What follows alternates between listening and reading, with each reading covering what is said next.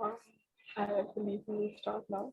Good evening, everybody. I am Amrita from Rethinking Economics India Network, and it is my pleasure and privilege to welcome you all to the first session of a long series of events where we discuss issues around capitalism in March and patriarchy in April, and try to make connections around the two systems. The Rethink Economics India Network is a national network of the global Rethink Economics movement. We operate as a nationwide ecosystem of stakeholders in the space of pluralist and heterodox economics, and are looking to interface with individuals, academia, civil society, and other organizations in order to encourage teaching, learning, and discussion for scaling collaborative efforts towards a better, more inclusive economics for India and contribute towards the global movement at large. Before we start this session, we, the Rethinking Economics India Network, want to convey our sincere and profound acknowledgement of the fact that the panel today, though brilliant in its own right, is not gender diverse. The sessions seek to present the best of minds, and this particular panel and its composition is an instance of an unintentional oversight at our end. We stand by the ideals of diversity, representation, and inclusive excellence, and will continue to do so in our spirit and actions henceforth. Today's event is a panel discussion on financialization and the crisis of capitalism. And for that, we have with us on the panel Professor Anwar Shaikh.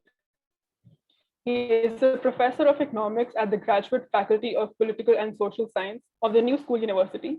He is an associate editor of the Cambridge Journal of Economics. His most recent books is Capitalism, Competition, Conflict, Crisis, and his other works include Globalization and the Myth of Free Trade, Measuring the Wealth of Nations, the Political Economy of National Accounts. He has written on international trade, finance theory, political economy, econophysics, US macroeconomic policy, the welfare state, growth theory, inflation theory, crisis theory, national and global inequality, and past and current global economic crisis. Welcome, Professor Shaikh. It is indeed an honor to have you with us. Thank you. Thank you. Professor C.V. Chandrashekar has retired as the Professor of Economics at the Center for Economic Studies and Planning, School of Social Sciences at the Jawaharlal Nehru University.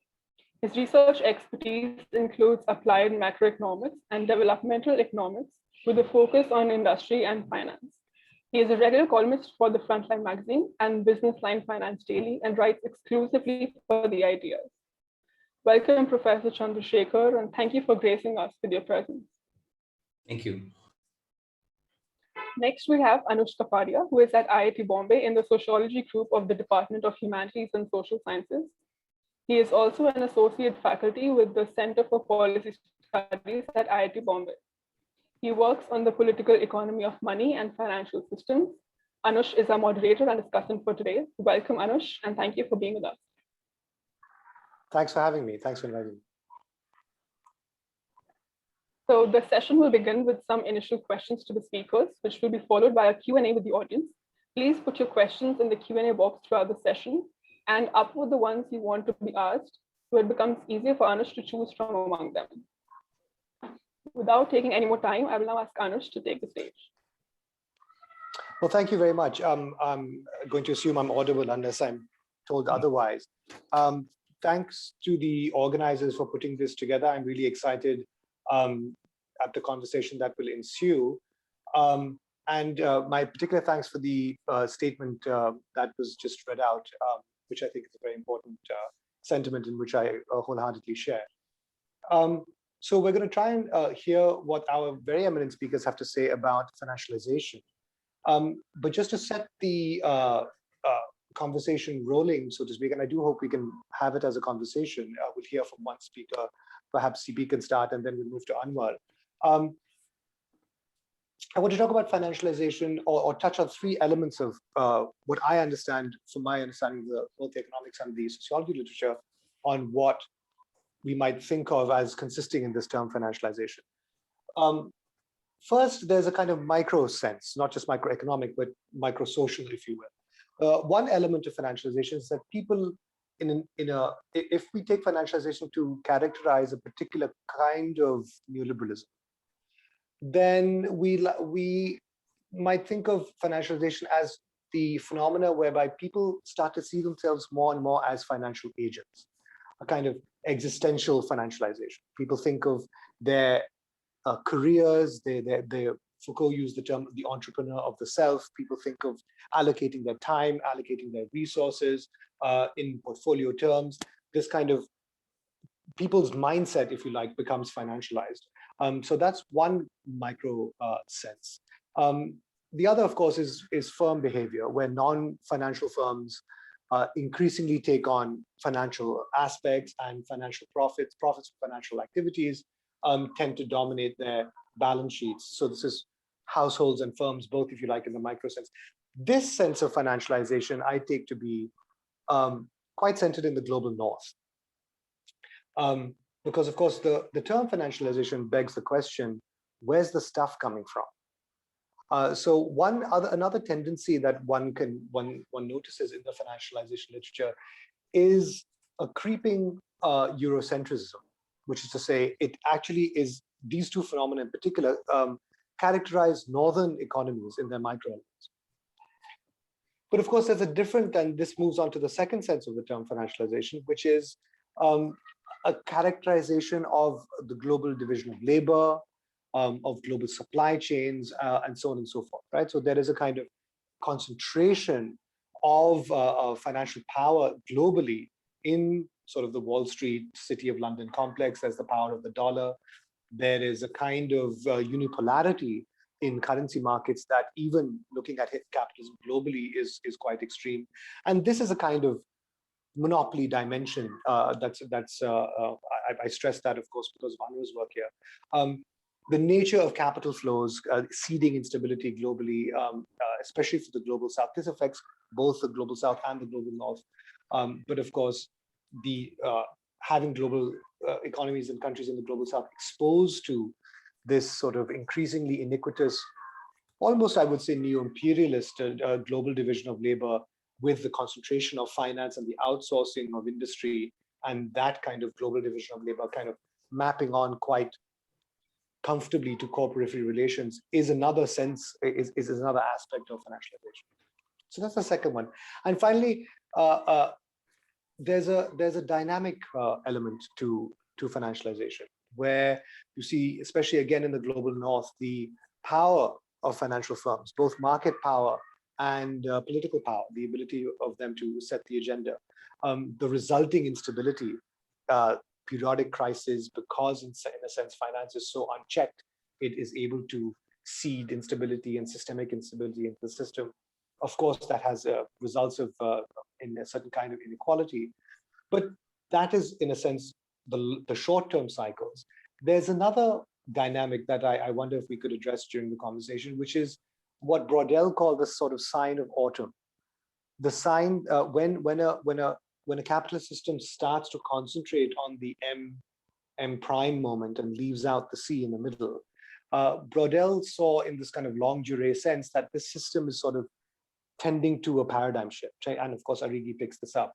So is the financialization of the North in a kind of longue durée sense a sign of its kind of maturing, and a sign that a kind of systemic shift, Braudel notes these shifts, as does Arrighi, to another locus of, there's another kind of state, geographical locus of capitalism. Are we sort of in the throes of that trajectory? So those are some very broad comments on how I've come up against this term financialization. And perhaps I'll throw it to CP first to have some opening comments for about 10-15 minutes, and then Anwar. Okay, thanks. I'm presuming I can be heard clearly. Yeah, I was told by the organizers, and I must thank them for having me here, that I should look a little bit into the sort of history of the process of financialization to the extent that one can in this short span of time. But we do know that in the period after the 1930s and before the 1980s, as it were, because of Glass-Steagall and many other associated legislative moves, we had in the United States, which of course is crucial from the point of view of understanding financialization, it being the home to the world's reserve currency now for an extremely long period of time, that we actually had a situation where finance was reined in substantial measure. Competition within the financial sector was held down.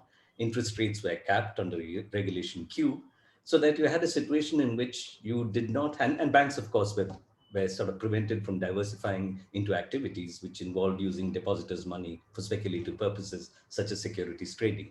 So you had a highly regulated financial system over a period of about 35, 40 years. And the question arises, how come this changed? And as many have pointed out, that part of the change essentially came because of a crisis in the real economy, because of the inability of capitalism to sustain the golden age. That a situation in which you had a combination of relatively good rates of growth, low rates of unemployment, and low inflation, that this couldn't be sustained. And in fact, the problem first presented itself, of course, in terms of an inflationary tendency. Number of factors contributed to it. Of course, the inability to be able to keep productivity advances ahead of wages, and that kind of consequence of partly out of the conflict which came because of the near full employment situation was aggravated by because of the long boom, buoyancy in commodity markets, and finally, of course, two oil shocks. Once oil resources were nationalized and the oil exporters came together under OPEC and hiked prices over the 70s in a sequence of steps. So if you have a situation where interest rates are capped and inflation is underway, it obviously means that you would expect, given that real interest rates are low or negative, in fact, you would expect a situation to have disintermediation, uh, where depositors are thinking of taking their funds out and finding new areas to enter, and you also would have this tendency aggravated not merely because of the coming up of money market mutual funds, etc., but because of the fact that in response to the inflation, what you actually had was interest rates on government securities, for example, going up. So elsewhere, returns were rising, but returns were capped in the banking system, and this obviously could not be sustained. And therefore, we had what was supposed to be over a six-year phase-out period. We had a sudden shift in which regulation Q was lifted by Congress, and you ended up with a situation in which you now were in a world in which banks would compete with each other to raise interest rates to attract deposits. And if they did that, obviously they had to find areas of investment which would allow them to get a reasonable spread, so that after their intermediation costs, they can make a reasonable profit. And you also would have a situation where you'll have to therefore allow the banking system to now engage in activities which are more risky but higher return, because of the fact that you're not able to ensure a situation in which you could cap rates and provide a sort of safe but reasonable return to the banking sector. Now, if that happens, obviously, one of the things which one of the tendencies is that since banks are the first port of call of a nation's savings, this essentially means that you now have part of the pool of savings being able to migrate into segments of the non-bank financial sector. If you actually look at the period before the 1980s, you actually had a situation where, other than for insurance companies, other than for cyclical booms in the stock market, which didn't last very long, and bond market just sort of activity when you had to finance wars, etc. Really, the non-bank financial sector hardly was an entity of significance in the period. Even if you take the 1950s and early 60s, you actually had a situation where, for example, the number of stocks traded in the New York Stock Exchange was in the range of about 3 million a day, as opposed to what became subsequently 160 million shares in the second half of the 1980s being traded every day in the New York Stock Exchange. So the regulatory frame actually unleashed not merely the banking sector, but it also unleashed to a certain extent the non-bank financial sector, which now had access, as I said, to the pool of savings, which went to the banking sector as the first port of call, as is common in most economies. Now, the second reason, of course, why we had this process of financialization unleash itself was a credit boom, which was sustained because of the possibilities which came once you had new instruments to hedge against the volatility which came in stock markets and elsewhere in the non-bank financial sector, with large funds flowing in that direction. And of course, the sort of dominant element of this was the process of securitization, which converted debt into a tradable asset. And if debt becomes a tradable asset, you essentially have a situation where the creators of credit assets now do not carry the risk, but transfer the risk. And therefore, you end up with a situation where you have a tendency towards a proliferation or a boom in credit, a credit boom, which obviously is accommodated by some sort of regulatory forbearance. The third feature which contributed to this process, which, as I said, was triggered in the first instance by the real economy crisis, was the exorbitant privilege which the United States had and it has currently as well, in which, because it's the holder of the reserve currency, it can behave, and particularly after it gave up to the link with gold, it can behave as if it's faced with no national budget constraint. Despite large trade deficits, it can export capital, it can provide aid for diplomatic purposes, particularly during the Cold War. It can finance the Vietnam War. You essentially ended up with a situation where there was a huge accumulation of dollar liquidity in the hands of institutions outside the United States, which also settles to a certain extent in the international banking system. Okay. Now, this was, of course, finally also pushed forward because of the large surpluses which accumulated in the hands of the oil producers once you had the oil shocks of 1973, 74, and 78, 81. And much of these oil surpluses went and settled in the banking system. That too, because banks have to keep their money moving, set off a process of a substantial increase in funds searching for sort of new destinations to lend to and new areas to invest in. Now, all of this obviously set off a process of what, institutionally in terms of markets, instruments, and activities, set off a process of financialization, which in part Anush was describing. But it also resulted in a situation where developing countries, which till that point of time, and I'll sort of end with that, developing countries which till that point of time were considered to be too risky to lend to. They were considered to be characterized by, of course, political risk, but besides that, economic risk because of their structural problems, and of course, the exchange rate risks associated with entering into developing countries and providing them with credit. But the fact that they had not been lent to by the private market for such a long period of time, once you had this large amount of liquidity, and once you had the global financial system awash with this liquidity for all of the reasons I'd mentioned, then you ended up with a situation where they were seen as areas into which you can move because you're not exposed to them. And therefore, there was the discovery first of the emerging markets and then of the so-called frontier markets, which are risky, small developing countries, which actually could even issue bonds through bond markets, as happened in countries like Zambia, etc., in recent years, leading, of course, to default. So we had, what Coase and others of the bank say, we had these 4 waves of debt. And what you really have is this gets sustained over a period of time because associated with this is a process in which there's fiscal conservatism because of a fear of the flight of capital. Once you have volatile movements of cross-border movements of financial capital, accompanied by a substantial degree of monetary easing. And that puts further amounts of liquidity, makes available further amounts of liquidity, which in some sense gets aggravated with each crisis. So while we have periodic crisis, at the end of each crisis, you have a tendency towards addressing that crisis by injecting liquidity, which is extremely cheap, as is happening even now after the COVID crisis, as happened after 2008. And all of this sustains this process independent of the fact that crises are demonstrating that perhaps there is a reason why we should go back to the stringent regulation of finance that we had in the period prior to the 1980s. I'll just stop there with that.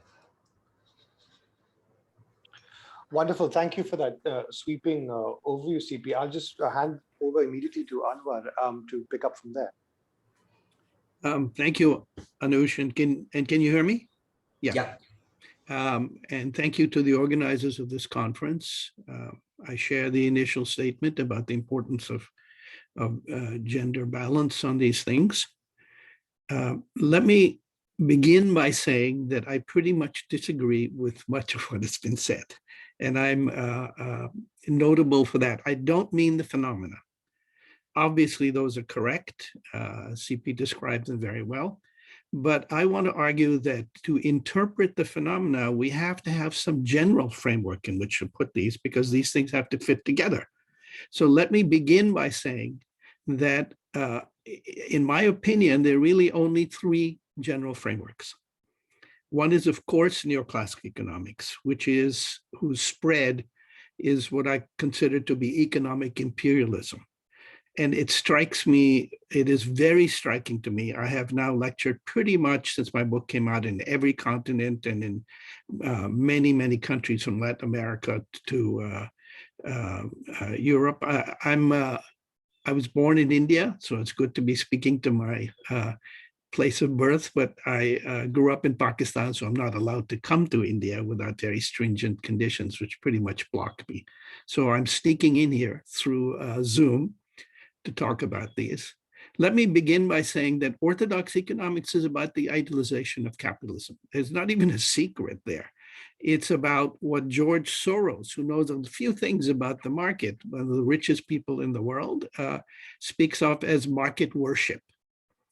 And in this sense, the idea that you have to begin from this framework in order to understand the world, even if it means in understanding the framework, you reject the framework, reject the understanding the world, then it's a trap, because then we fall into the idea that the real world is imperfect, that the real world consists of a series of historical events that prevent capitalism from working or change its form or block it. And all of that is true, but the interpretation of those events requires some general framework from micro to macro. And the standard way is to say that the real world is imperfect. But I would argue that's a trap, because to say something is imperfect is to speak to perfection. And there is no imperfection without perfection. I went to Catholic school in Karachi, and I know a lot about perfection and imperfection. In this framework comes the idea that monopoly is dominant, and that really comes from Hilferding and Bauer and Kautsky in the late 19th century, that large-scale capital is, in fact, the suspension of competition. This is absolutely the dominant framework on the left, and I want to argue that it's completely wrong. And the reason it's completely wrong is that it takes perfect competition as a description of competition. And then when you see large scale, you fall into the trap that it's not competition. But I would argue that monopoly, as it's understood as large scale, did not cause globalization, did not cause financialization, and it did not cause the global crisis. These are phenomena rooted in something much deeper, which is the intrinsic, expansive, and cyclical nature of real competition and competition on a global scale. Much of what I'm saying now sounds like assertions, so let me ask you to go to my website, which is called realecon.org, and it describes in detail my book, its reviews, all the data that I'm talking about in my book is there for you to access at will and to modify. It's in spreadsheet form so that you can see that I did not, unlike the IMF, just invent the data in order to get the right answer. And so what is that? First is that real economic competition involves firms subject to the power of the market. They fight each other for space. They fight each other for lower costs. They fight each other for better location. They fight each other for access to consumers. And it is brutal, not only on labor, but brutal on capital. In the most advanced countries, so-called center of the world, the United States, 50% of firms fail in 7 years. And the big ones that come out of this mass of failures to become big and then have to spend their time obsessively trying to fend off competition from others. We talk about Amazon, but there's Baidu. We talk about the car makers, and they're all over the world. So the idea that large scale means the absence of efficiency is completely false, and that it means the absence of competition is completely false. In fact, one could argue that large scale makes it more ruthlessly competitive. This was an argument made quite some time in the first issue of the Cambridge Journal of Economics by men who argued that really once you're large scale, you pick up all kinds of industries, all kinds of capital, all kinds of activities, financial and real, and you assess them according to your profit. And you are ruthless in getting rid of those whose profit is not high enough. You move into those whose profit is higher and get rid of those who are not high enough. Now, what is the efficiency of capitalism? It is profit making. It's not optimality. It's not lower costs. It's profit making.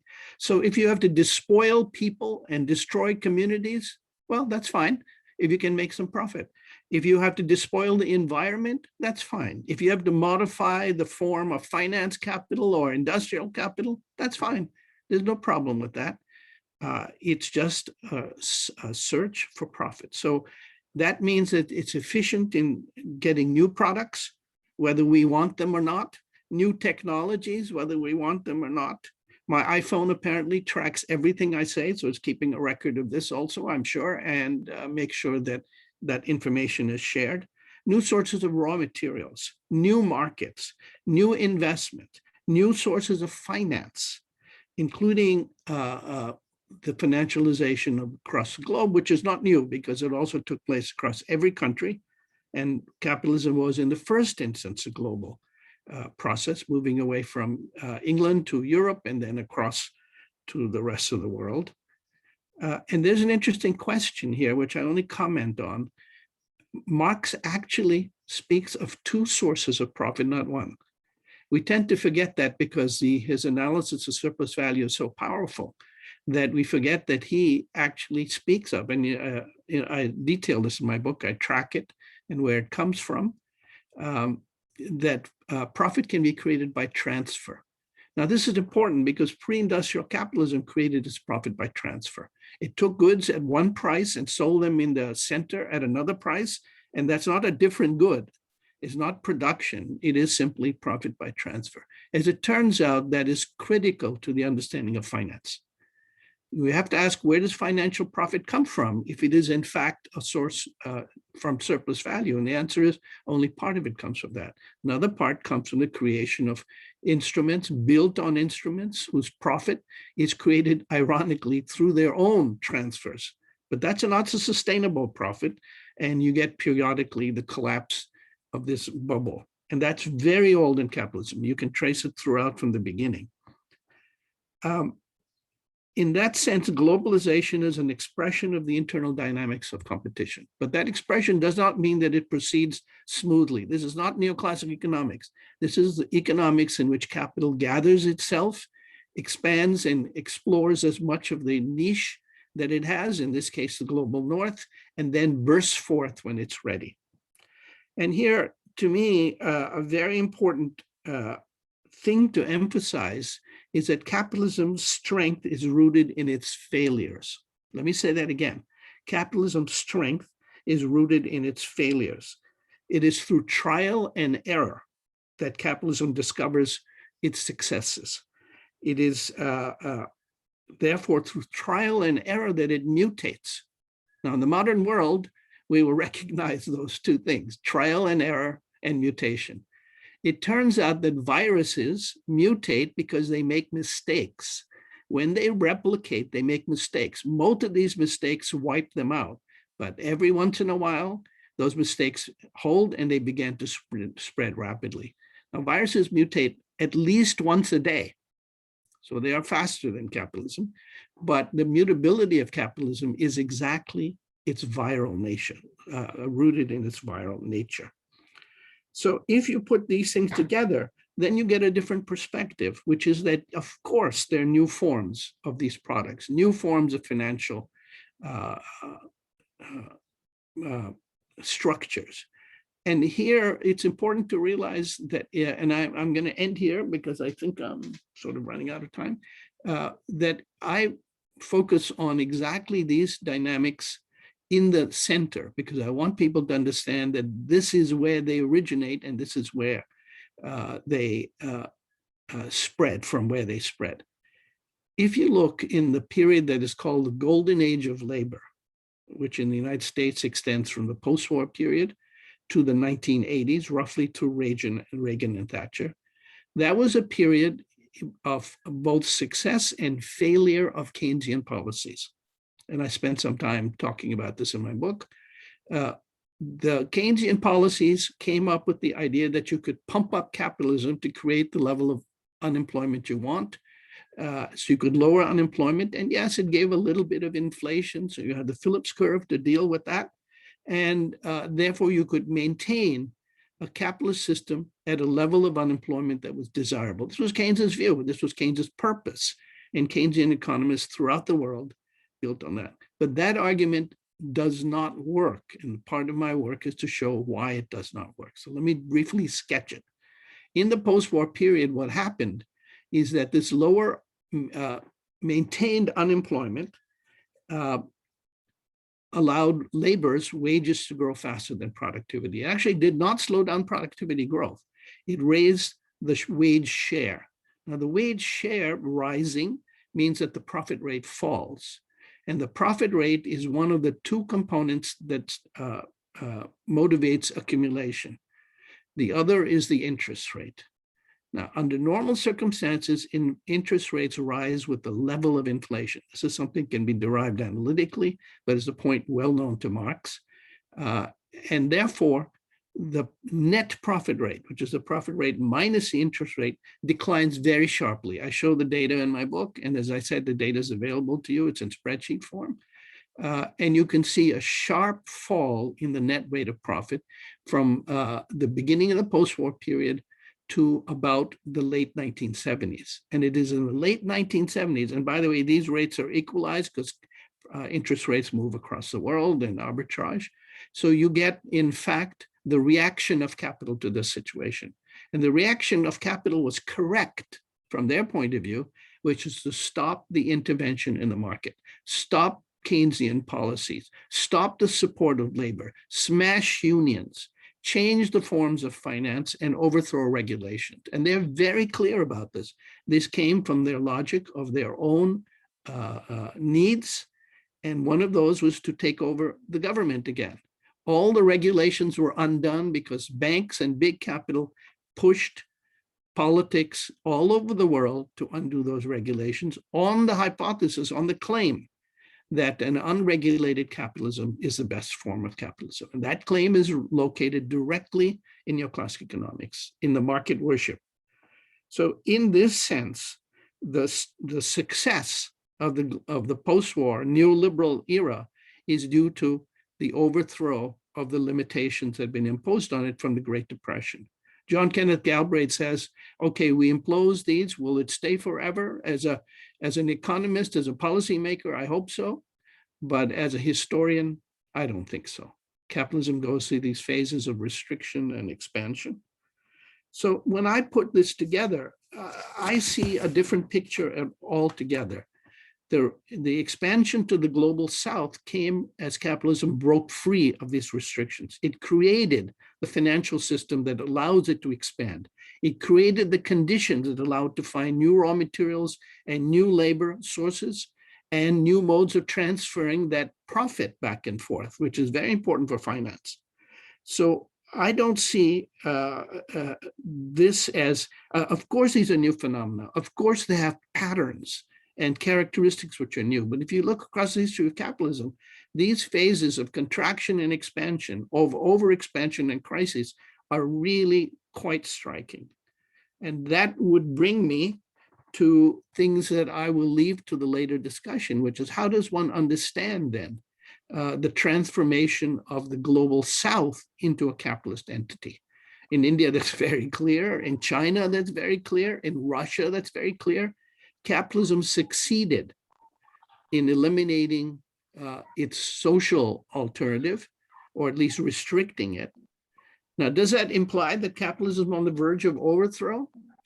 In my opinion, not at all. I think capitalism is very strong. It has managed to conquer the whole world. And I come back to the idea of economic imperialism.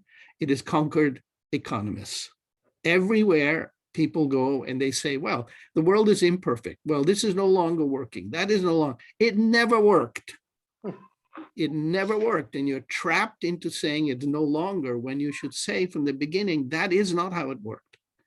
The argument I'm making is rooted in the work of Smith, Ricardo, Marx, and Keynes. And I must say that one of the striking things about these four great economists is that they all derive their economic analysis from observation of the real world, from the construction of that. So let me stop there, and I will join the discussion when we get done. Thank you so much, Anwar, for that extremely rich overview.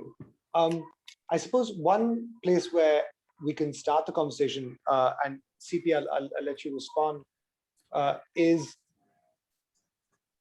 to ask about politics. Because a lot of this seems to me, both in CP's naturalization of it and to some extent in Anwar's, seems a little bit deterministic. One thing follows from the other. But of course, there is class warfare happening here at every level of society, within societies, across society. And the way in which this conflict is managed, see, one can't read that off a priori. The cookie may crumble this way or that way. And so out of a series of conflict management strategies, we have gotten the shape of the system that we have today. And so my question is, how none of this was really inevitable, right? This is the battles could have gone in other directions, or could they have? I suppose that's my question. Yeah. Or was it, or is it that the economic logic is such that it will grind out the kind of political logic over time? So, for instance, regulatory forbearance. Regulatory forbearance is a political outcome.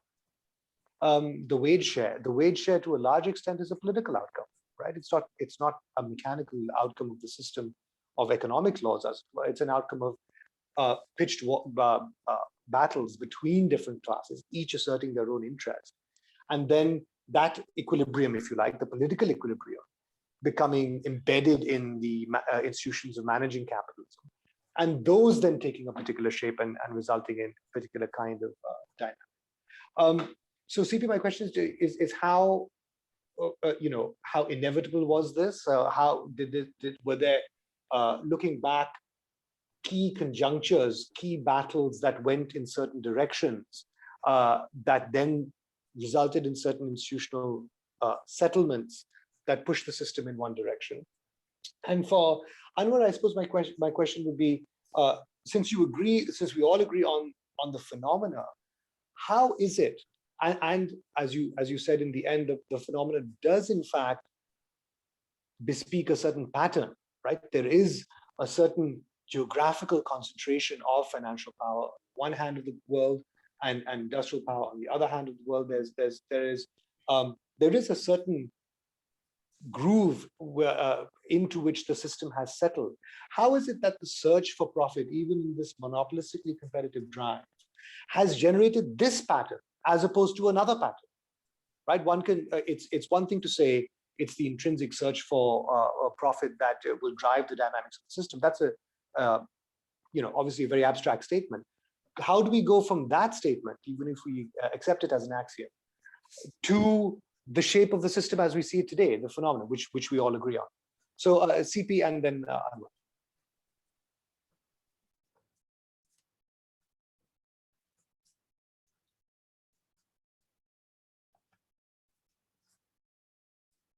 The political outcomes, let's recognize the fact that if you take the period post Reagan Thatcher going on till now, we've had many features. First, of course, we have the complete undermining of any opposition of significance from what could be sort of loosely described as a working class, because we know that the working class now is not structured the way in which the old kind of capitalism tended to structure it. We know that we actually have a substantial section of the population now in precarious employment, even at the core, because as capitalism discovers inexhaustible reserve armies of labor, of cheap labor in the third world or in the global south, including China and India, etc., that obviously you undermine that kind of an opposition. That's number one. Number two, there's not just a nexus between state and finance, between the treasury and Wall Street, let us say,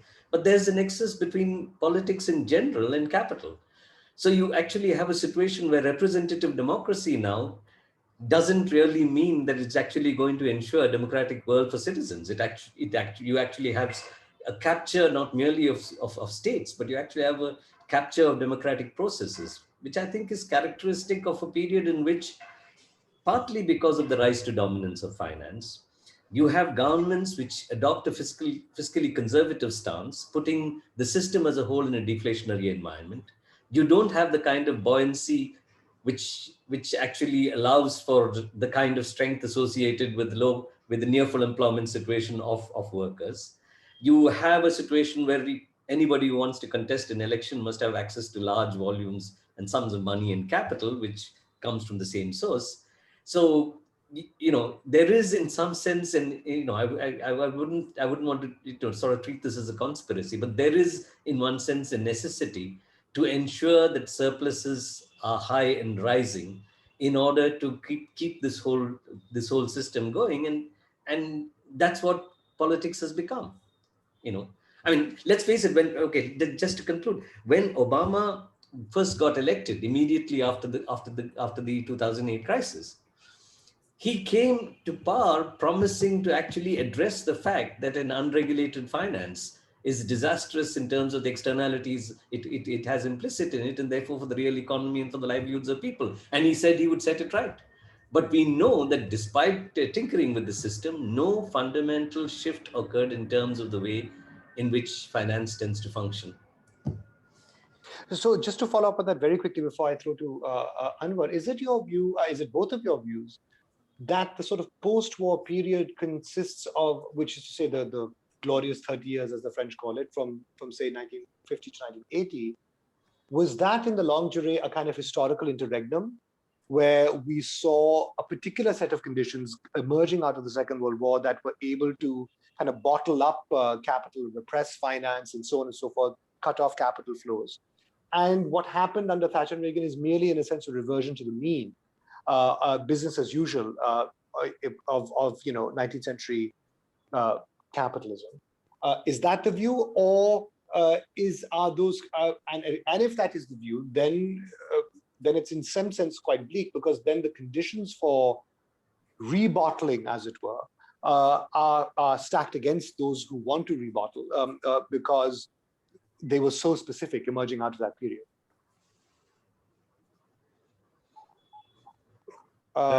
Should I speak to that, or do you want to? Sure, but either of you. Okay. Well, since I didn't get to speak to the previous thing, may I start there? I've lost your voice, I think.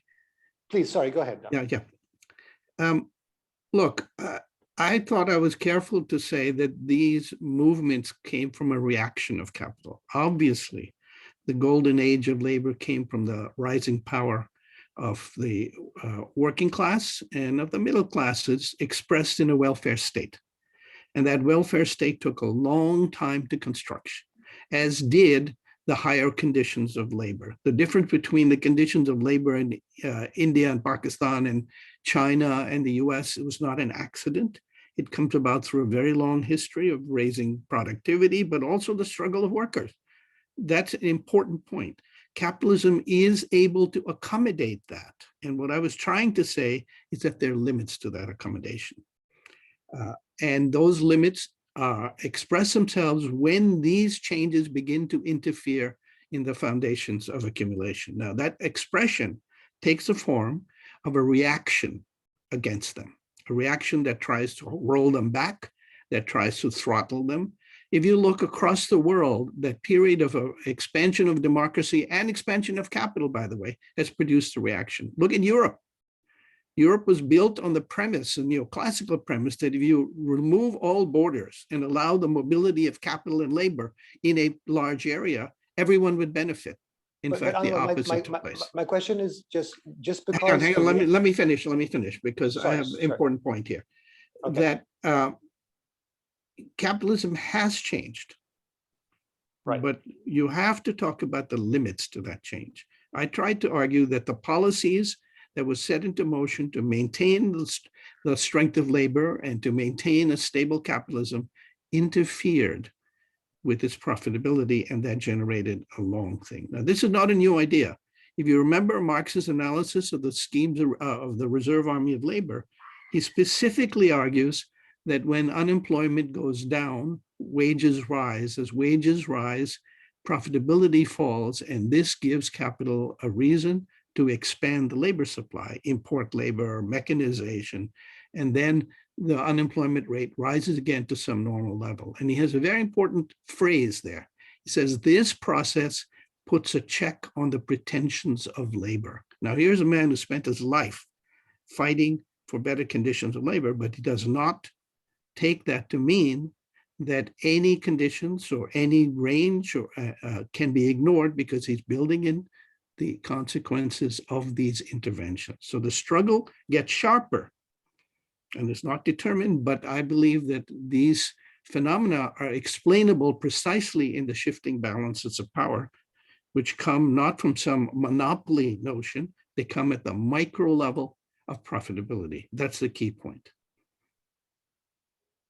Right. So the sustainability of the accommodation of the power of labor is predicated on the availability of profit, which is I think CP would agree with that, right, CP?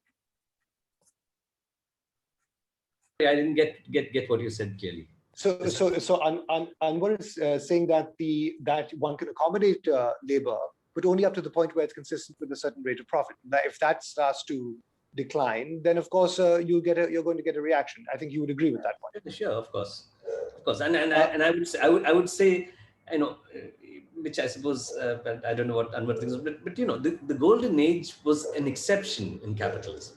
Right. That is the golden age. The capitalism of the golden age is not capitalism. It was an exception which came out of specific circumstances, including the two wars and all what happened in the interwar period, including the Great Depression. So the reaction against that would necessarily come. No, I suppose my question then to follow up from that is that how does one account for varieties? I mean, both of you are aware of the varieties of capitalism literature, where, of course, the very different dynamics of capital-labor relations, both at the firm level and at the sort of national level, if you will, play out, whereby the accommodative nature of capitalism, I mean, I'm thinking here, of course, the German, Japanese, Korean versions of capitalism, which accommodate high levels of productivity, along with wage rises, along with unionization, worker representation on the board, et cetera, et cetera. So my point is that it played out very differently in different constituencies. So what we're talking about is a very, in a sense, parochially Anglo-American story, whereas the nature of capitalism in its dynamics, in its class balance, in the so-called coordinated market economies is different. And then it's different again in Latin America and in India and so on and so forth. So none of this seems to me like it's a kind of inevitable story. There is a sense in which the ability of capital to react, it may have, of course, the incentive to react when profits are pushed back, but its ability is deeply constrained by local political dynamics.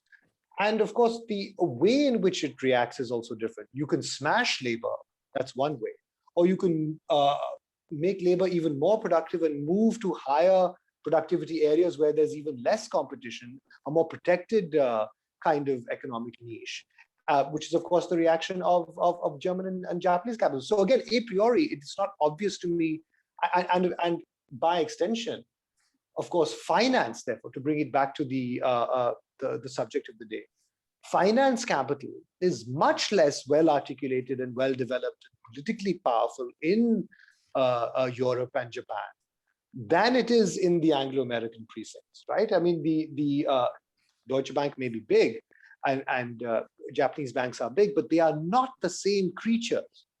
In European banks have morphed into American banks, which are sort of located offshore, but they still exist within an overall welfareist frame, as I say, both at the national and at the firm level. So it's in other words, yes, there's a reaction, but which way it goes financialized or non-financialized, see, I don't, there's still, and the only way I can answer that particular question, which way it goes, is in terms of politics. Well, as you know, I disagree with that because you're implying that the dominance of profit implies a single form. I've never argued that.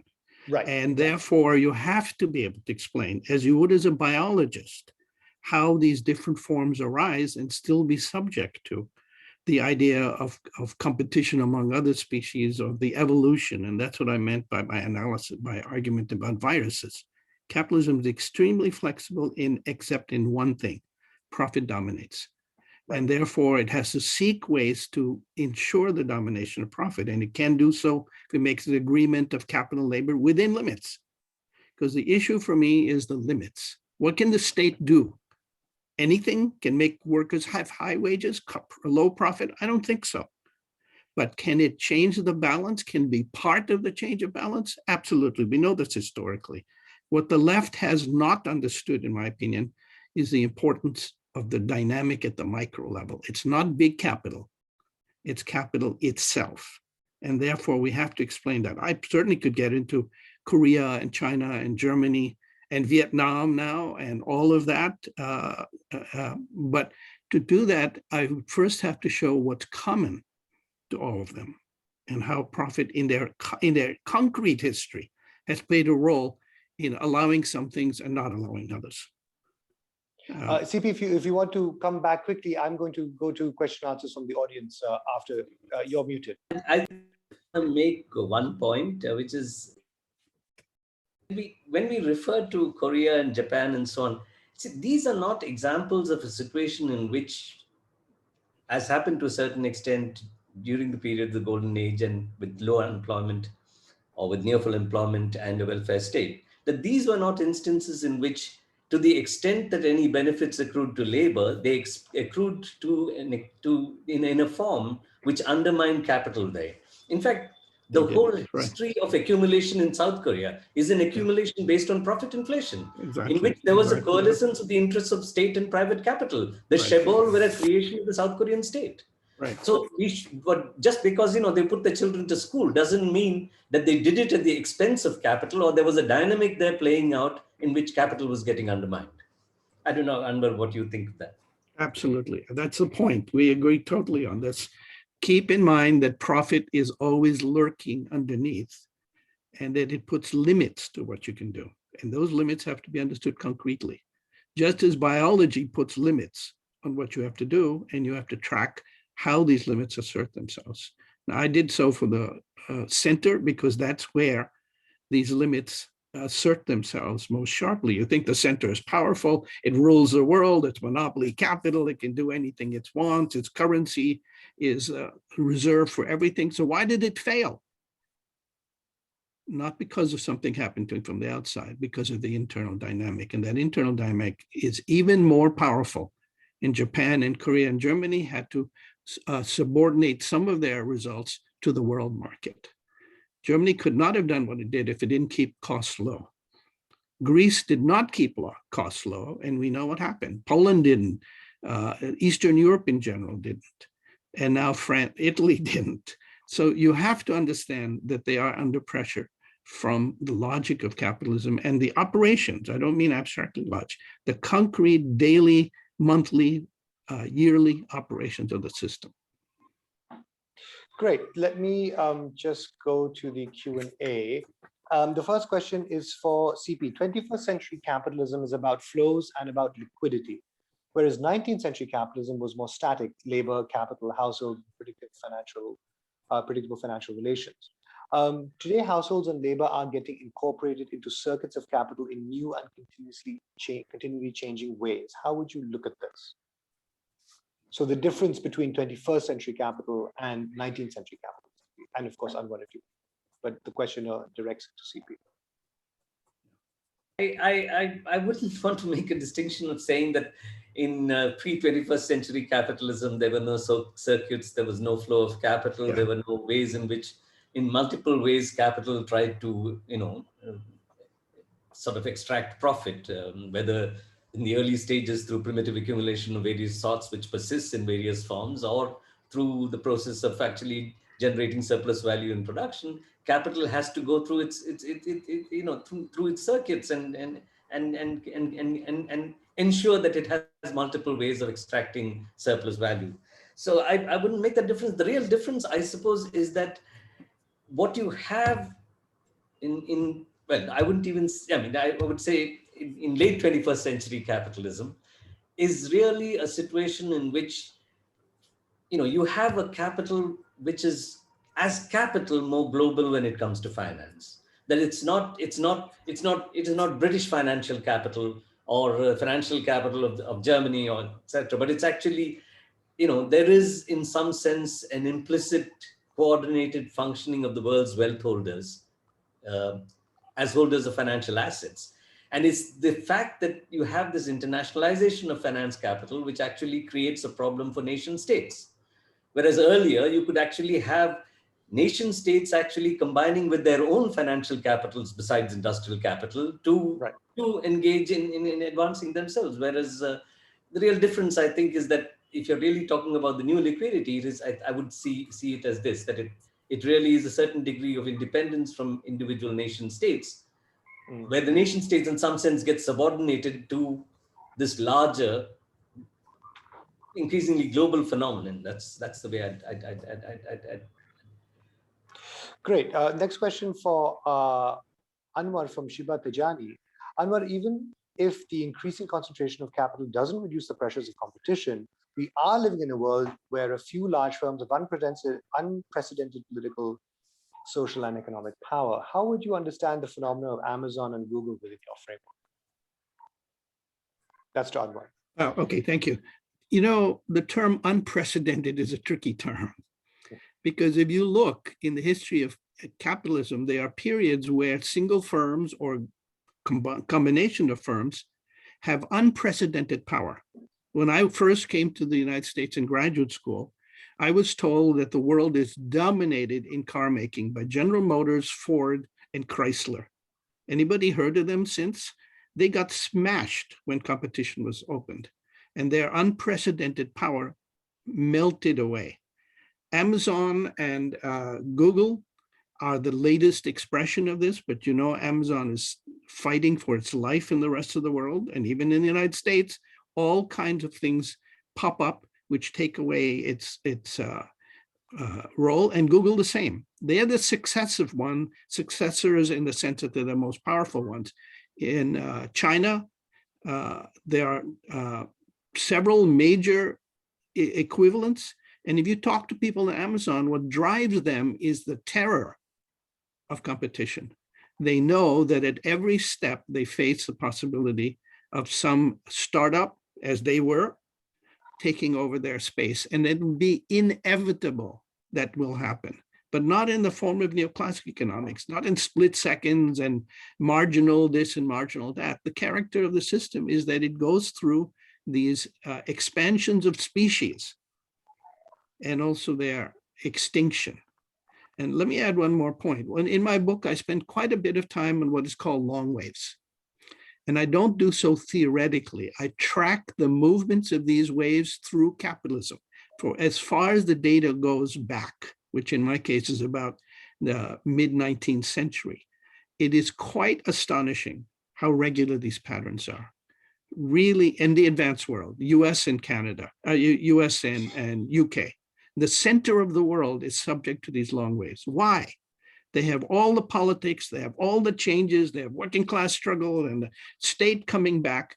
And yet what they don't change is the underlying domination of capital. And I can explain the movements of these long waves from that underlying. I should add that my book is 50% empirical, because I'm not talking about the interpretation of capitalism. I'm talking about the analysis of capitalism. I did not extend that to the global South because the book was already 1,011 pages, but I can assure you that was in my mind every second. I'm from here and I understand what the issues are. I'm hoping that people will take it seriously. That's something they can understand how the strongest countries in the world are limited in their power by the market and by profit, then you can begin to understand how their limits express themselves in the rest of the world. I obviously can't elaborate too much on this, but I think India and China can be understood from that point of view. Great. There's a question that I'll ask both the panelists to address. What do we think about dependency slash structural economics now? CP, do you want to start, and then Anwar can address that? Dependency and structural economics. You're muted, CP. You're on mute, CP. You're on mute. Dependency was partly problematic at that point of, in my view, partly problematic even at the time in which it was espoused, and the period it tried to analyze from the point of view of the relationship between the developed and the developing, or the Right. metropolis and the periphery. But you know, I do think that if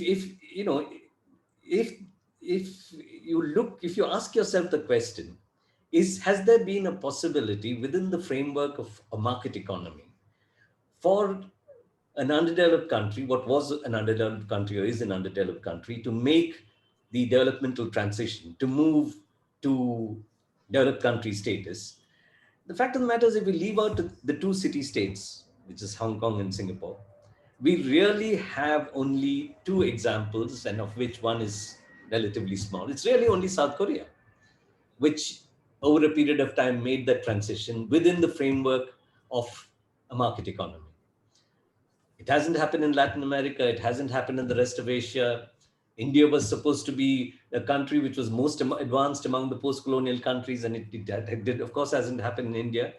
And even if you say that there is a huge transformation which has gone on in China post-1978, we still are not in a position in which we can say that maybe there's a tendency which suggests that it could go in that direction, but the moment is not one where it has made that transition.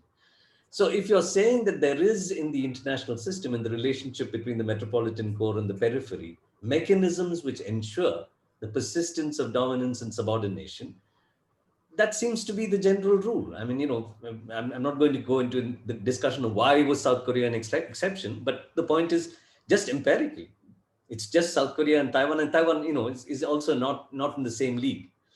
So you really have only one instance. And if at all there's any country which you can say made a transition, it was the Soviet Union, but that didn't occur within the framework of a market economy. And even that didn't last, of course, we know, after the 1990s. So so in that larger sense, I do think that, what the dependency theorists were trying to point to, that structurally there is a tendency for the persistence of this relationship of dominance and subordination. But I wouldn't, from that, use that fact, that truism, to make just that into a theory. The dynamics of capitalism is more complex. Yeah. Anwar, did you want to comment on that? Yes, I absolutely agree with CP about that. South Korea is exactly the example of what I'm talking about, which is the domination of the restructuring of industrial relations, and, by the way, labor relations. Don't forget what they did to labor in order to subordinate it to this, but also the discipline. Alice Sampson's book called South Korea, Asia's Next Giant, details how the state collaborated with the big entities in South Korea to discipline those who could, to show how they could perform in the world market. They basically, if you didn't succeed, you were cut off. And this disciplining was the domestic equivalent of the discipline of the world market.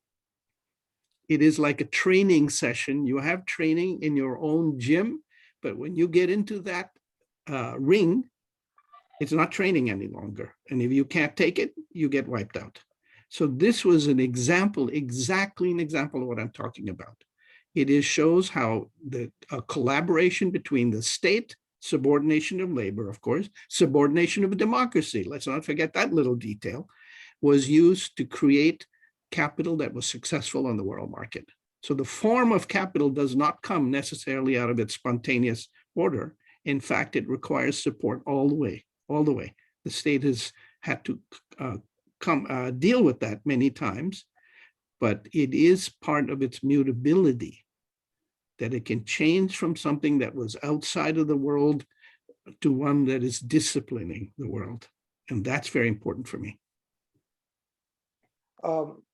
Thank you. I'm audible, right? Yeah, another, I don't know how long the organizers want to go on. We've gone about an hour. How long are we scheduled for? When should I start winding up?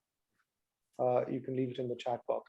Mustafa Oza says, do you think that competition amongst capitalists can be considered as the main cause of the structural and systemic crises of capitalism, especially leading to exhaustion of surplus value in productive and non-productive sectors such as banks? So competition and crisis, what is the linkage between the two in terms of exhaustion of profit-making opportunities? I suppose that was a question. Either of you who I think that's addressed to Anwar, actually. Oh, I see. Anwar, go ahead. Okay, thank you. I think that this competition is a very important feature in causing crises, because the system quite naturally overexpands. There's a point made by Keynes, by Marx, especially by Marx. Individual capitalists are based themselves on the expectation of profit. That expectation feeds into other expectations, and you get a characteristic boom, overexpansion. But as that boom proceeds, the underlying conditions begin to assert themselves. And that conditions are the movements of the real profitability. Now, let me give you an example how George Soros explains how he made his billions of dollars. You might want to read his book in case you have any hope making billions of dollars. And he says, it's in the nature of capitalism to operate on expectations. Consider it stock market. If everybody thinks a stock is going to go up and they act on that thought, the stock will go up. So if that's the case, why does the stock ever come down? And his answer is that in that going up, it exceeds its underlying profitability. The stock market is full of estimates of what those are, price earnings ratios, various rates of return.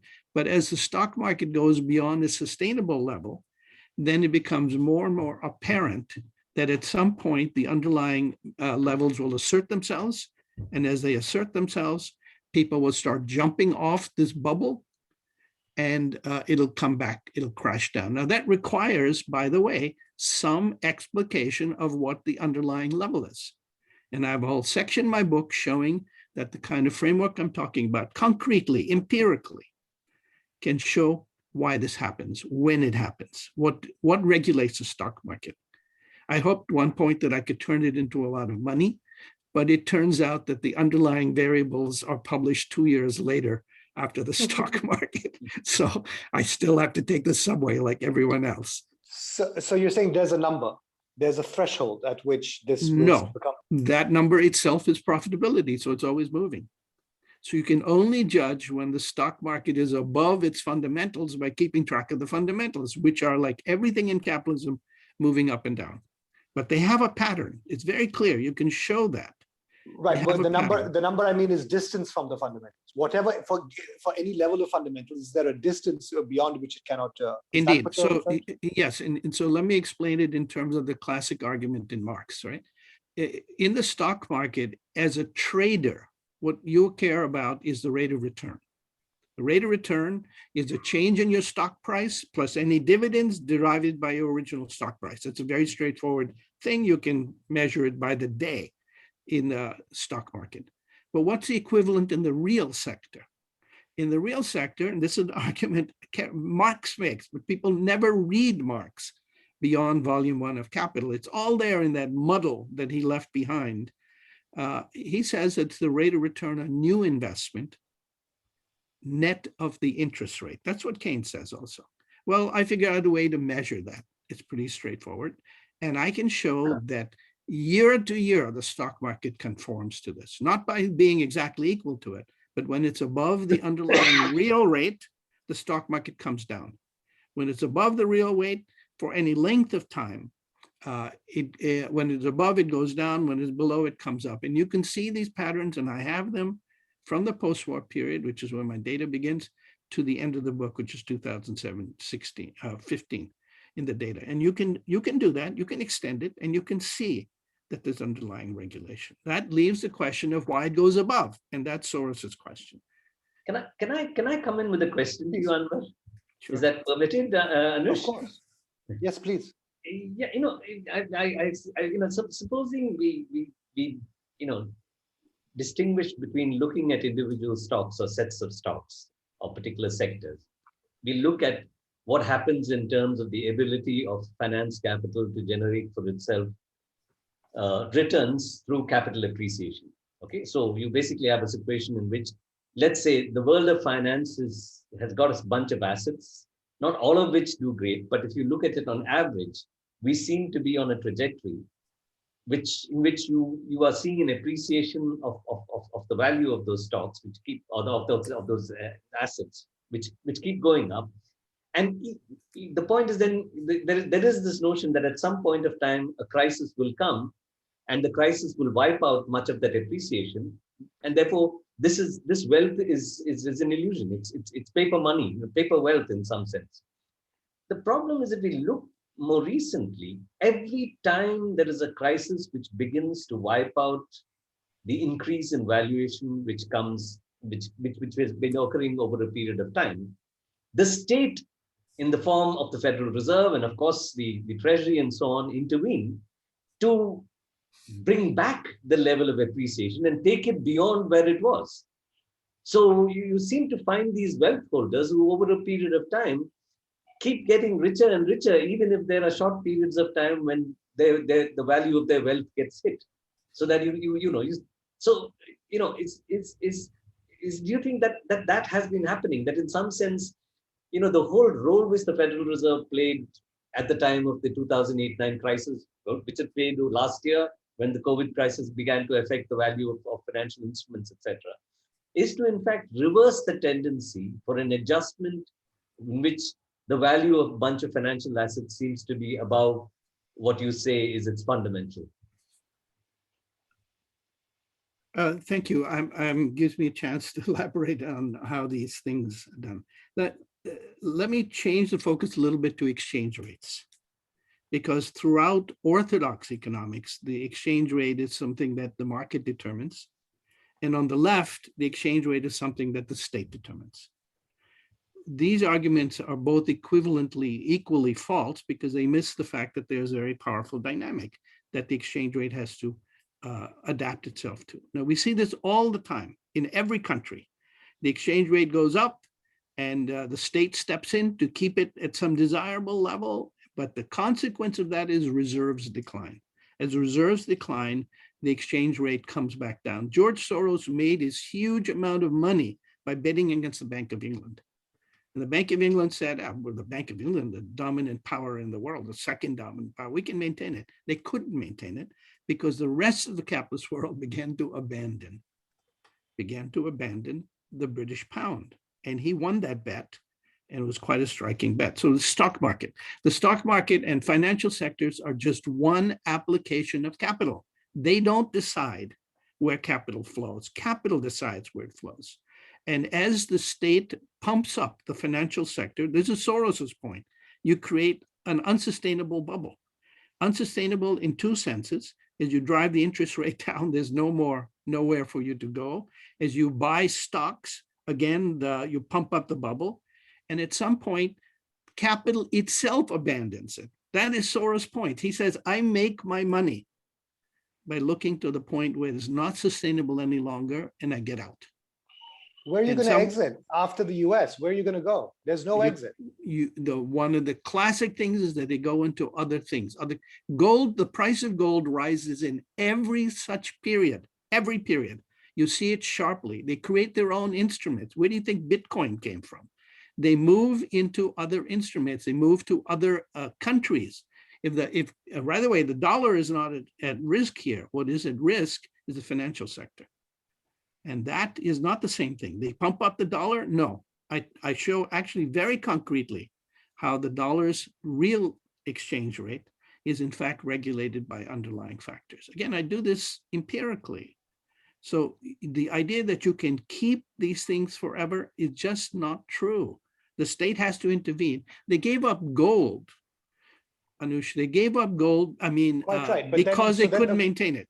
Quite right. So then the bubble moves to the balance sheet of the Fed, right? That's kind of right. what CP is saying. Okay, so the That's bubble right. is now sitting on the balance sheet of the Fed. And how long can Atlas hold up this particular world? Is that you're saying there's a so you're with the bond Absolutely. vigilantes? Absolutely. No, not bond vigilant. If you look to see when the world thinks, and by the way, China is a big part of the world, when they think the dollar is in trouble, they sell it. They buy other assets. But China's trapped. China itself is no, that's not true. Neck deep in dollars. No, it's not true. We know that China, and this is something reported in the business literature, China has been offloading its US bonds. But it doesn't, you know, no, but these are not declared. One of the things he said, the agency that does this under no obligation to say who's buying and who's selling. They keep it a secret. But every country, when they think that they're going to be in trouble, that's the job of their central banks, is to shed those assets. And the Fed knows that if the dollar is seemingly unsustainable, it'll be dumped. They'll dump it into other currencies, Japanese currency, German currency, but actually gold plays a huge role in this that people don't appreciate. And you can see this, how the price of gold, one of the signals of a crisis is a sharp rise of gold. And that, by the way, is a source of the long waves. Interesting. You can track that because we have gold data going back to 1790s. CP, let me, we have about 10 minutes left. Let me try and bring the focus back to the global south and particularly to India. How would you characterize Indian capitalism, or is that merely a kind of surface level confection? Capital is capital is capital. What would you say about the dynamics of financialization, of crises, all of these things that we talk about, competition for profit? How does this play out? Or how is this seen from the point of view of the global south and in general and India in particular? Well, that's a big question. That's a big question. But let me just make one sort of bring out one element of this whole dynamic, particularly to do with the period in which India is supposed to have become, for a period of time, more, the fastest growing economy in the world, ahead of China and so on and so forth, which is really the period after 2003. Right. You know, what India in some sense seems to have succeeded in doing through a combination of quite dramatic tax concessions, including for a period of time till about 2 years ago, generating a situation in the Indian stock market where if a foreign investor comes and invests in the stock market and holds that investment for more than 365 days, and makes a return, the tax on that return, which is called long-term capital gains tax, was zero, was brought down. It was brought down 20 to 10 and then to zero. So through mechanisms of that kind, and of course, creating new spaces, in terms of how much of equity can be held by foreigners by foreign institutional investors, etc. We generated a situation where India was one of the countries which has remained for quite a long period of time the sort of favored destination for financial investors. Not necessarily so much foreign direct investors in the true sense of the word, because now anybody holding 10% or more of equity is considered to be a foreign direct investor, but most private equity firms are willing to buy more than 10%. But anyway, so we saw this huge inflow of capital, which actually does, what it does is it's an injection of liquidity into the system, because you come, you convert to rupees, and you make your expenditures, whatever it may be, buy your stocks, etc., or go to the bond market. That goes and settles in the banking system. So if you look at the deposit movement of the banking system, there's a sharp increase in the volume of deposits which occurred. And associated with this was the fact that if you take the outstanding advances of the scheduled commercial banking system to GDP, which used to be in the range of 20 to 22% right through the 1990s, moved from 22% to something like 56% in the period between 2003 and 2012. Because obviously, banks are receiving these large amounts of deposits because of the fact that there's this injection of liquidity coming from abroad into the system. They obviously have to keep the money moving, and therefore you had this credit boom. And really that period in which we saw this high rate of growth was a period in which that high rate of growth was associated with a credit boom on which, or bubble on which this growth rode. And the outcome of that is that once you ask banks to recognize bad debt on their You books, have the NPA crisis. you have this huge NPA crisis, which obviously does not allow this to persist. So I think this is an instance where financialization in a global sense sort of serves for a period of time as an exogenous stimulus to growth, which rides on a credit bubble and which becomes unsustainable once you actually get to a situation where you've drawn into the universe of borrowers, all sorts of borrowers in order to expand credit, that at some point of time, the rate of default has to be quite high. And I think that anybody who tries to take that period and say that this reflects some kind of resilience of the Indian economy or its similarity to China or whatever it may be, is completely missing the fact that this was a period of growth which rode on a credit bubble.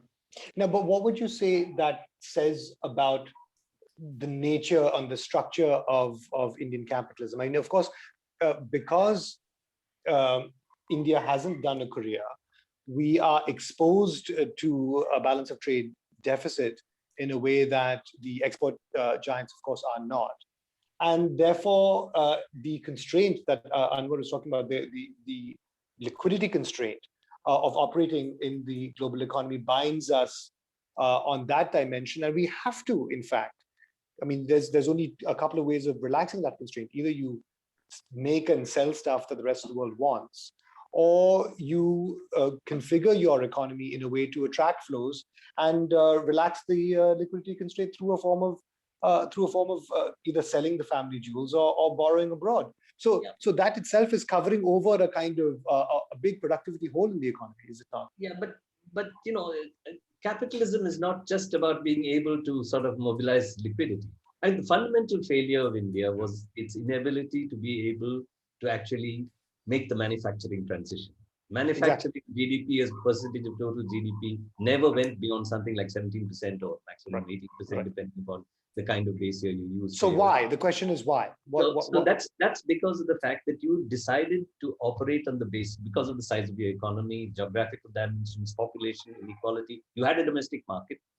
You sealed off that domestic market with protective barriers, created a once-for-all market, and assumed that that alone would generate for you a process of industrialization. Right. But once those possibilities for immediate import substitution were exhausted, you needed to grow the market.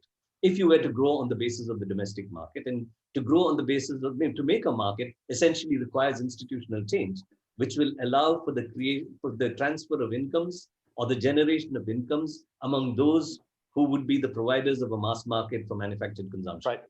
And you didn't do that. You didn't implement any land reforms. You didn't do anything about the extreme inequality. And therefore, you failed to be able to create a market on which you could grow a domestic market on the basis of which you can grow. And by the time you were caught in a spiral in which, meanwhile, you would, And we've had 30 years. We've had 30 years of liberalization, right? I mean, that's still fair enough, a fair period of time in which to turn that around. But just because you liberalize, you don't become a successful exporter. Oh, that's for sure.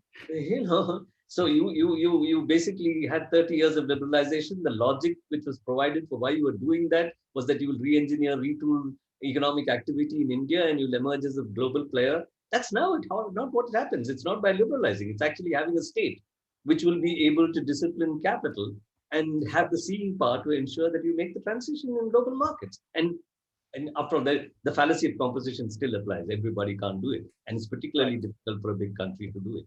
Though China did it to a certain extent. May I just comment on this India?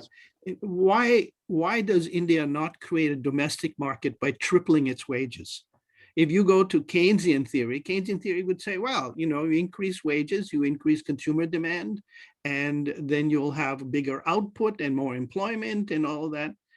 But my argument is that if it did that, I mean, it's not my argument alone, by the way, ask any business person, you would reduce the competitiveness of India relative to the rest of the world. And that would destroy or further erode India's international trade position. China knows this totally well, and Korea knew it totally well also. There are limits to what you can sustain in terms of real wages. You have to keep your unit labor costs low.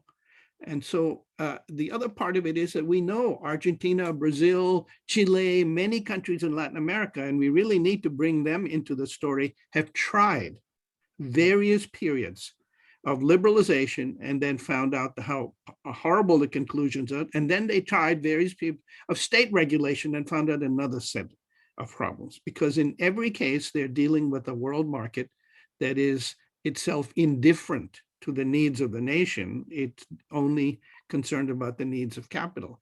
And the last point is that what is this liberalization stuff? It comes from neoclassical economics that tells you that the world is most efficient if capital can go anywhere, if wages are equalized, profit rates are equalized, interest rates are equalized, but then they forget about equalization of wages quickly because that's not what they want. And we fall into that trap. This is the mantra of the World Bank, the WTO, the IMF: open it up to capital and you shall receive benefits. And that's simply not true. You'll receive some benefits, that's obviously true, but you also receive the other side of that when capital comes in. It doesn't give a damn about what happens in the country. It gives the damn about what happens insofar it supports or undermines the conditions for capitalist accumulation. And that is a political, historical story that you have to tell. You cannot do it abstractly, but if you leave out the fundamentals, then you're just telling a political story without the economics. And that's the main point. Someone asked in the chat to mention my website, my book website, which is called realecon.org, where all these crazy ideas are laid out and all the data is laid out. So at least look at the data. Thank you. I think we're at 8 o'clock. If there's any topic that is that the speakers feel like we ought to have addressed in this hour and a half, but hadn't, I'll give you a chance to do that now by way of conclusion. Or we can just wrap up and thank our organizers. Anwar, CP, is there anything that you've been dying to say that you haven't had the opportunity to? In brief. Not really, yeah. I do want to say one point, which is what I started with. Look, we're all concerned with how to improve the world. I'm taking that as a given for an audience like this. And one way is to understand how the world works. The wrong way, in my opinion, is to start from a framework that misrepresents the world and then try to introduce into it reality through imperfections. And this, alas, is the characteristic feature of the left. The left has built itself on opposition to neoclassical economics. States don't operate like this, capital doesn't operate like this, development doesn't operate like this. What is the this? The this is very frequently among economists the very framework that is so absurd when you look at it analytically and in detail that we shouldn't even be talking about why the world doesn't fit that. We should be talking about where else we need to stand. And what I've tried to do in my work is to excavate, not to invent, excavate a series of arguments and show that they were coherent, they were consistent, and they're empirically very, very powerful in the center where I've concentrated. Now, if you can show that the center doesn't run itself, then you begin to understand why you cannot, in the developing world, simply run yourself. You cannot escape these laws if you open them up. Now, if you don't open it up, then you have other problems. The Soviet Union found that out. So please take economics more seriously and don't just invent new economic thinking until you've seen already what the old economic thinking is. Otherwise, you'll just be trapped. You'll be making marginal and small or large adjustments there in a framework that'll be incoherent. The last point is you cannot put together a general theory of imperfections. Just think about that. There is no such thing as a general theory of imperfections. By its nature, it's a series of patches. So don't accept that framework. Try to find something else. Now, perhaps you reject it. Perhaps you find it inadequate. But we are responsible for at least confronting it. And these big names like Marx and Keynes are not just individual academics somewhere. Marx was an academic. Take it seriously that there is a way to proceed, but you cannot do it by piecemeal, and nor can you do it by collectively assembling people together, all of whom have a different point of view, and all of whom has found a different imperfection, a different pimple on the corpus of neoclassical theory. I would certainly endorse the idea that one shouldn't give too much importance to neoclassical economics. But the biology analogy that you made, and someone also mentioned in the Q&A, is interesting, of course, because you don't have a general set of laws in the same way that you have a general set of laws in physics, right? You have a general set of dynamics that then account for variation. The account for actual expressed variation. And so it's not reductive in the way that economic is, it's accounting for variation. I think that is a very important impulse. Wait, but I'm an economist, and one of the problems I always have is people say economists, and I go, well, fuck you, I'm an economist, why don't you take me seriously? And the economics people are talking about is the economics of neoclassical economics, right? Of course. And in the history of orthodox economics, yes, but the history of leftist economics, it's exactly trying to show how forms arise, but also how these forms are connected to the underlying laws of biology, of economic biology, so to speak. So these are not opposites. On physics, let me just give you an example how physics can be useful. The representation of physics is a series of mechanical processes will always play out the Newtonian clockwork world. It's never been true, ever. But it's certainly not true in modern physics. A physicist, I quote my book, says, the difference between us and economists is that you people make up things and then you go to see why the real world doesn't work like that way. We start the other way. We start by examining the real world and try to understand how it operates. And that is the difference between real physics. That's right. And fake economics. That's right. No, I think realism is the key. CP. Well, I just, Anwar won't agree with me on this and like it, but, but we're friends anyway for a long time, right? But, I do think there's one issue which maybe is worth thinking about, that why is there this coincidence between the rise to dominance of finance, the ability of finance to be able to, in some sense, with the assistance of the central banks, so-called independent central banks in the state, to maintain for relatively long periods of time capital gains, which, even if it's illusory in final analysis, at every point of time can actually command real assets, so long as there exists a market in which you can actually go and trade in these financial assets and get for yourself the liquidity, which can then be used to command real assets. You would be in a position to be able to do so. And so I think the fact that you have a coincidence between this and a sort of intensification, not just of the process of privatization of public assets created in some sense with taxation and social capital, as it were, over a long period of time, but the increasing, bringing into the market and as assets, a set of, common property resources of all kinds. Water becomes an asset to be conquered and traded. Forests are converted into forms of material wealth. The ocean is a possibility.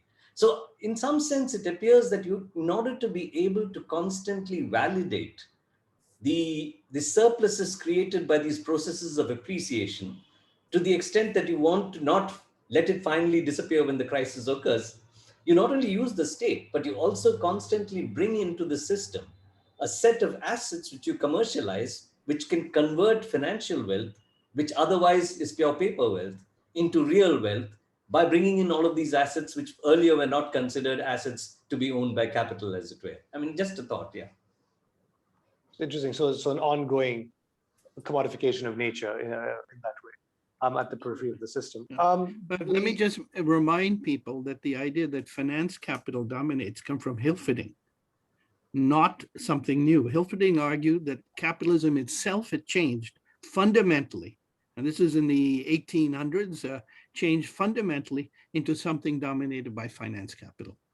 And so when we say that this is happening now, keep in mind that this is the oldest argument on the left. And I would argue that's simply not true. What they're talking about is expansion and contraction of the phases of finance relative to the real. But a bubble has no meaning unless there's something underneath it to puncture it. And that's Soros's point. Yes, you expand across the world, but if that expansion was sufficient, then you'd be fine.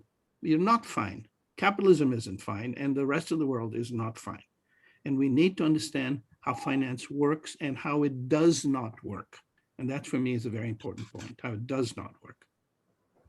Thank you both very much for that extremely rich and enlightening conversation. I'm going to throw it back to the hosts now, who I think will there she is. Okay, thank you so much. Thank you, Professor Shaikh, Professor Chandrashekar, and for such an extensive and engaging session. Your words will stay with us for a long time.